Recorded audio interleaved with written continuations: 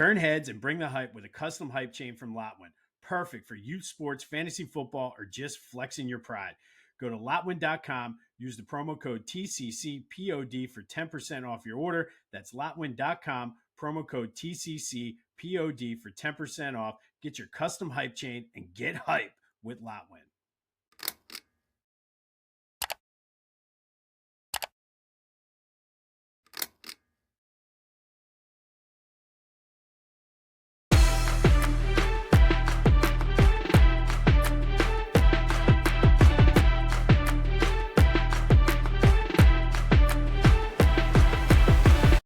What's up, everyone? Welcome to this day in Philly sports history for December 22nd, 2025.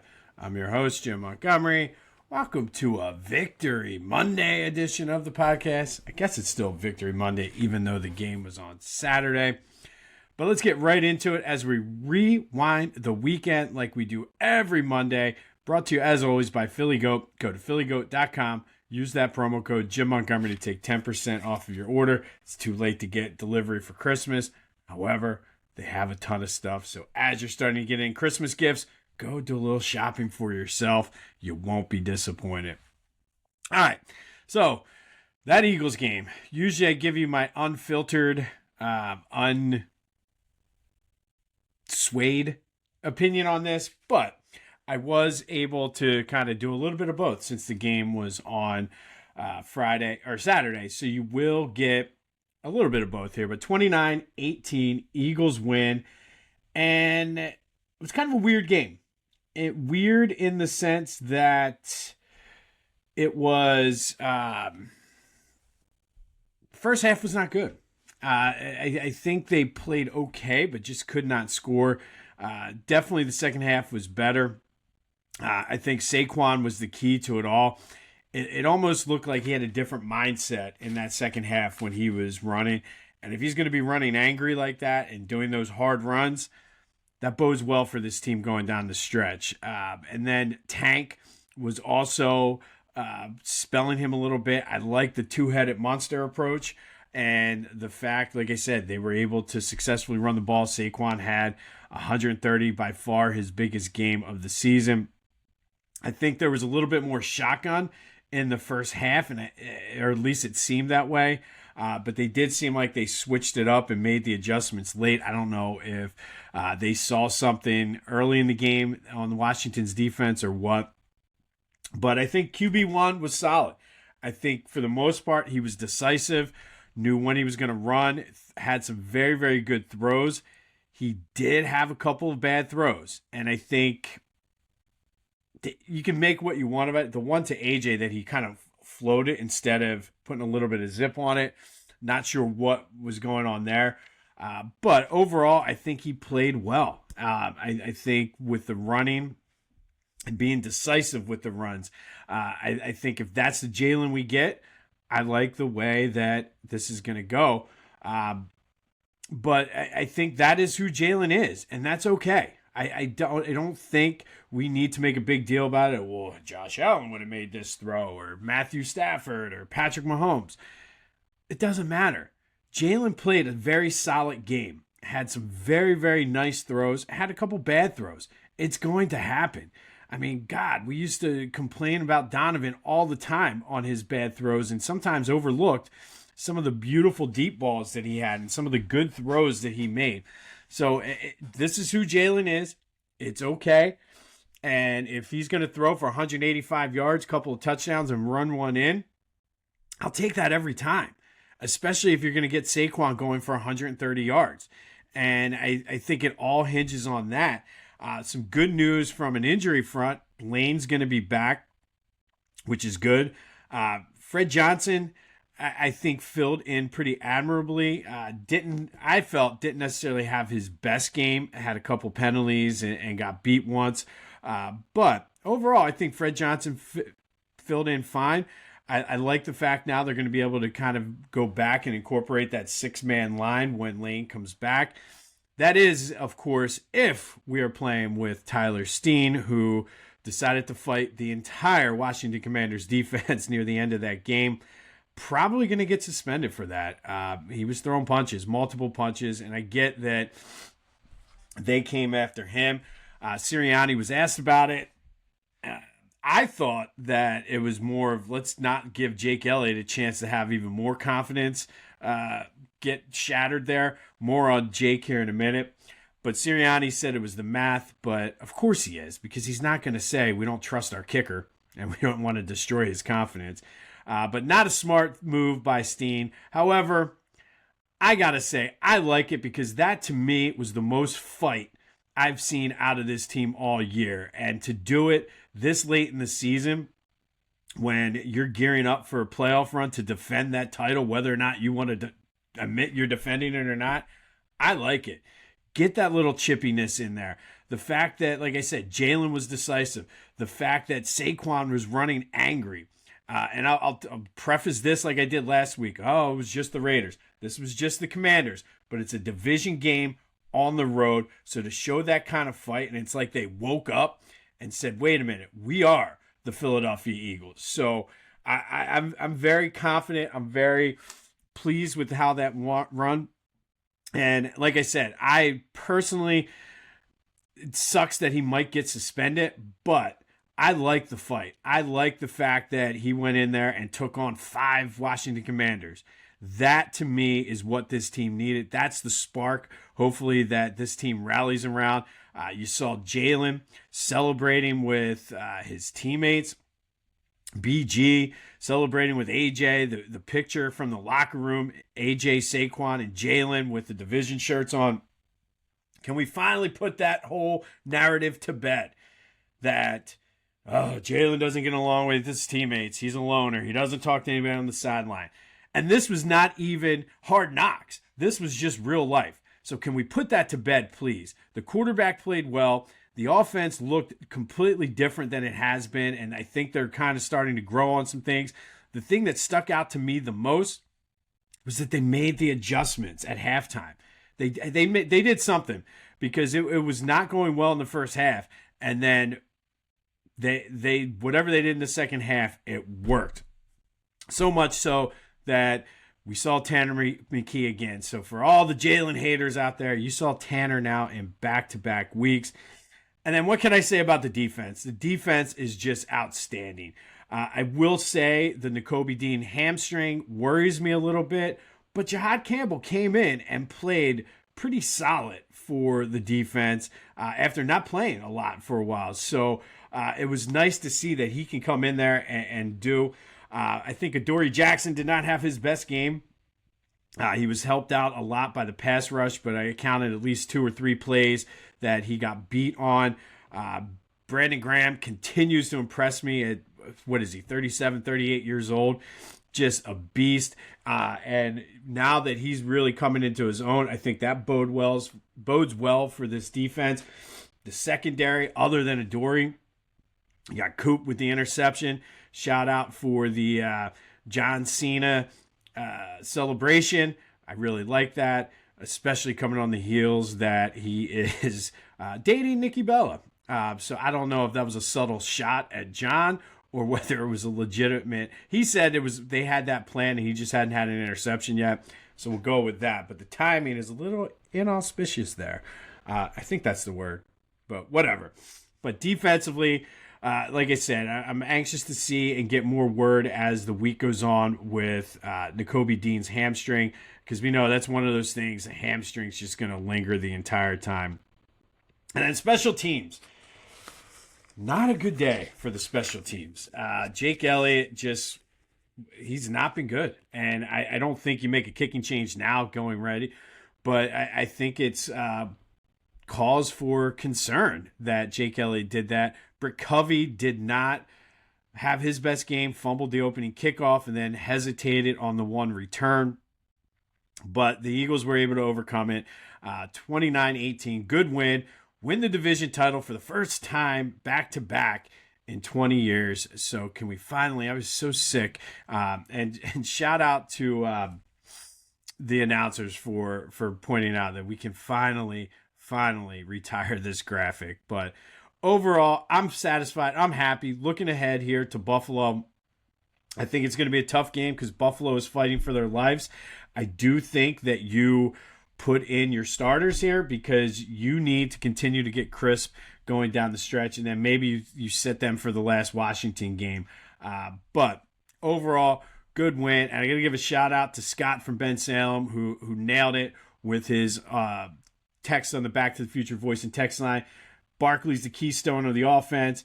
This was the case last year too, and it's been the difference this season. 100% agree, Scott. Won the game because of Saquon and his angry running. Could not agree. Put him on his back. He did make a joke about wearing the rose-color Kelly green glasses, but that's all right because I'm right there with you, Scott. So if you want to get in on the Back to the Future voice and text line, 267-495-8531. Let's vent. Let's have a good day here for the Eagles. But again, I mentioned Lane and Jalen Carter both will be back for Buffalo, which is good. But I think the takeaway from this game is this is who this team is. After we just finished week 16, this team is going to be wildly inconsistent. Could that bite them in the ass in the playoffs? Absolutely. But if they play even remotely like how they did these past 2 weeks, yes, they were inferior opponents. I'll give you that. But the execution and the attitude, especially Saquon's run, if they play like that, nobody's going to want to play the Eagles in the playoffs. And harken back to the late Toby Keith, who once said, "I'm not as good as I once was, but I can be as good once as I ever was." And I think that's the case with this Eagles. They're not as good as they were last year, but they can be pretty damn good one time as they were last year. And I think that's where we are with this team. If they can put it together, if they can continue to execute, which has been a word we've heard 1,000 million times this year, if they can execute, they're going to be a hard out. So good win for the Eagles. And that does lead us into who's your GOAT of the game. Saquon, Jalen, you could go AJ, Coop. I'm going Saquon this week. I think Saquon running the way he did. It wasn't necessarily the yards for me. It was the style of running he did. I think we didn't see that much early in the season. Maybe he was a little tired from last year. Maybe he was saving it. I don't know. But if we get that style of running from Saquon, look out. He's my go to the game. But who's your go to the game? 267-495-8531. That's the Back to the Future voice and text line. Let me know who your GOAT is. Sixers had a pretty good weekend this weekend as well. No Joe was no problem for them. Friday night, huge win. This was an absolute fun game. I told you Friday I was looking forward to this. It was a fun game. They beat the Knicks 116-107. Maxey had 30. VJ Edgecombe, 23. And he was one of the best players on the court. Absolutely just love him. Absolutely love him. Again, it was a fun game to watch. Good measuring stick because both teams were relatively healthy for that game. And to go toe-to-toe in New York with the Knicks, that's a good win, good confidence boost for this team. And more importantly, they followed it up the next night with a 121-114 win over the Mavs. No Joe, no Paul George. But this would have been a good spot, a good place for a letdown game. Maxey had 38. VJ played well again in his showdown with Cooper Flagg. Dominic Barlow had 21, who I really like Barlow a lot. I'm sorry, I just really like him. Just what he brings, those intangibles and doing the dirty stuff for this team, I really like. But good weekend for the Sixers. Again, could have been a good spot for a letdown on Saturday, but they get the job done over the Mavs. Go 2-0 over the weekend. And I'd be remiss if I did not mention Jarrett McCain, who seems to be finally working his way back. So you're not even having 100% Jarrett McCain yet either, which, again, is good for this team. Flyers, not as good of a weekend. They blew that game. I told you I was going to try to watch as much as I could of all these games. They blew it. They had a great second period where they scored 4 goals, lose to the Knicks 5-4 in a shootout loss. They get the point, but man, it was a devastating loss because for the most part, during that second period, they outplayed the Rangers 100%. They need to hold on to this game. That's just one of those things. It was good to see Denver Barkley, who got called up with 2 goals in his or 2 assists, in his NHL debut. Kid's going to be good. So the future is bright for the Flyers, but a disappointing way to end that game on Saturday, especially because they were playing so well in that second period and just couldn't get. But it's a young team. They'll get there. We'll be all right. But they got the point, I guess, is the most important thing. The dream is over for the Villanova Wildcats. They lose to the Cinderella Illinois State Cardinals 30-14 down on the main line, ending their season. Good season for the Wildcats, though. They should be back next year as well, competing. But Villanova is out, missing a chance to play for the FCS championship. Phillies made some news. Matt Strahm was traded as part of their new look bullpen.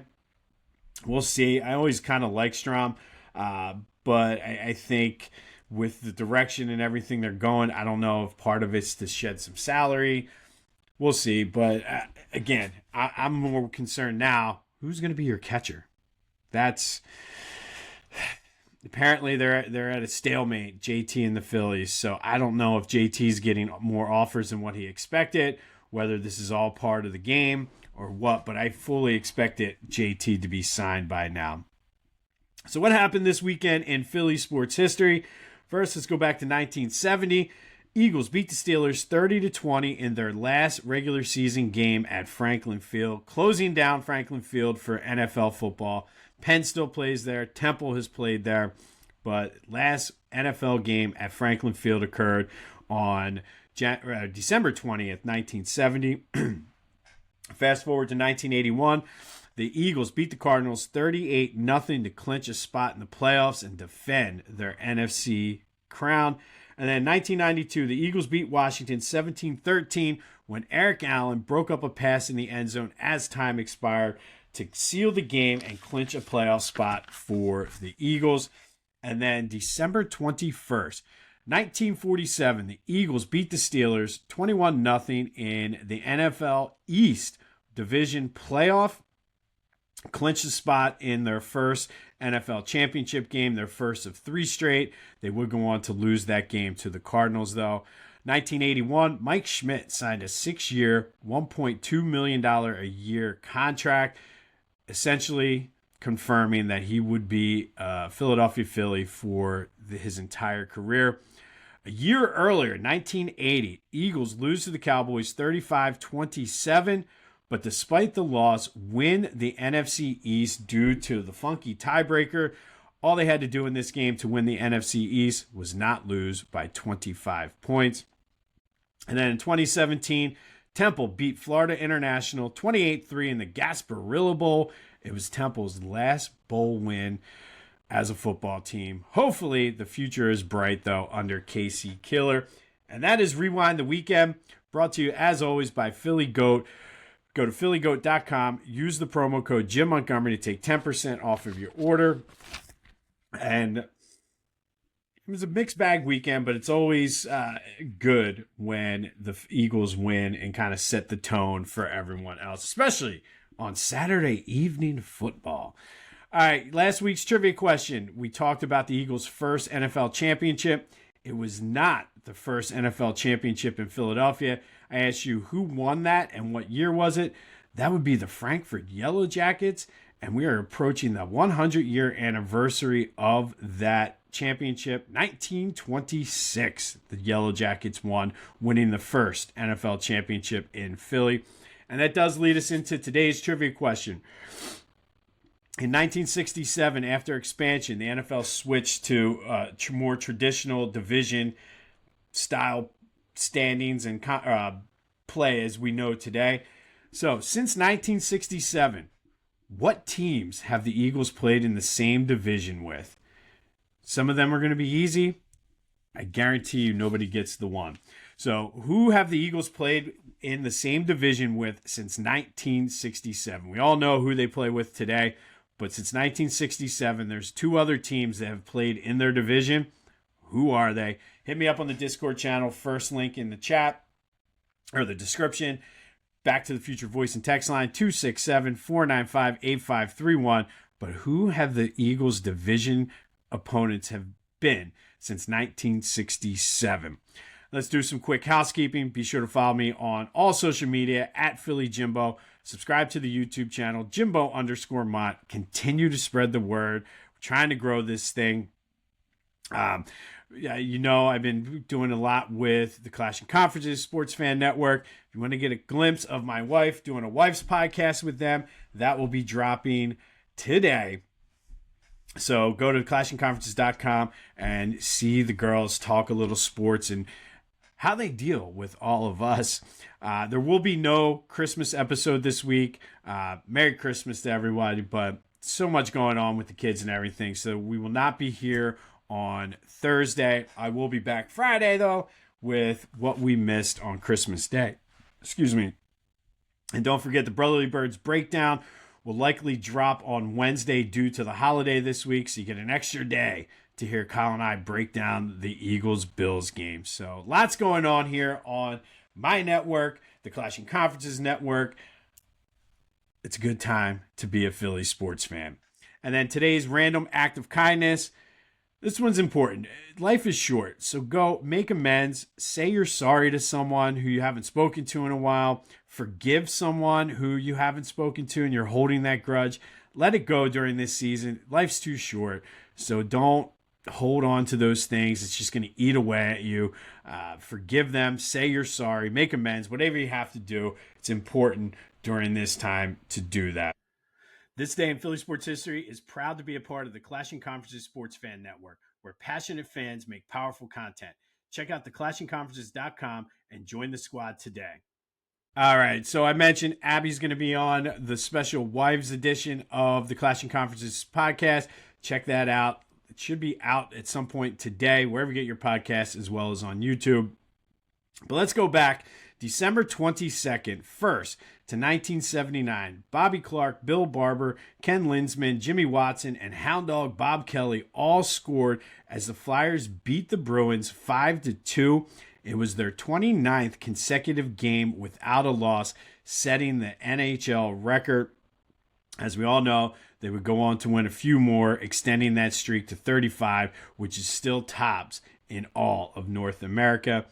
Then fast forward to 2013, Eagles beat the Bears 54-11 on Sunday Night Football.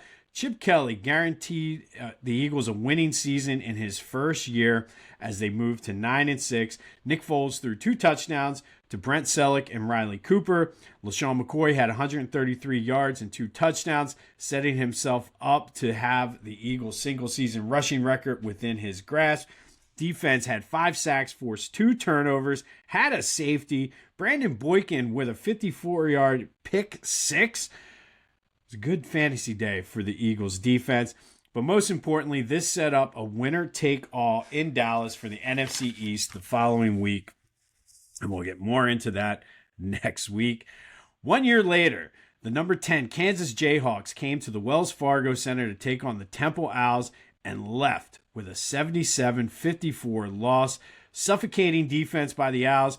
The Jayhawks shot 29.7% from the floor. Will Cummings had 19. Quentin DeCozy had 18. For the Jayhawks, future Sixer Kelly Oubre had 9 for the Jayhawks. Unfortunately for the Owls, they would not make the tournament that year, but it was the 6th time in 7 seasons they beat a top 10 team, and just goes to show how far this program has fallen.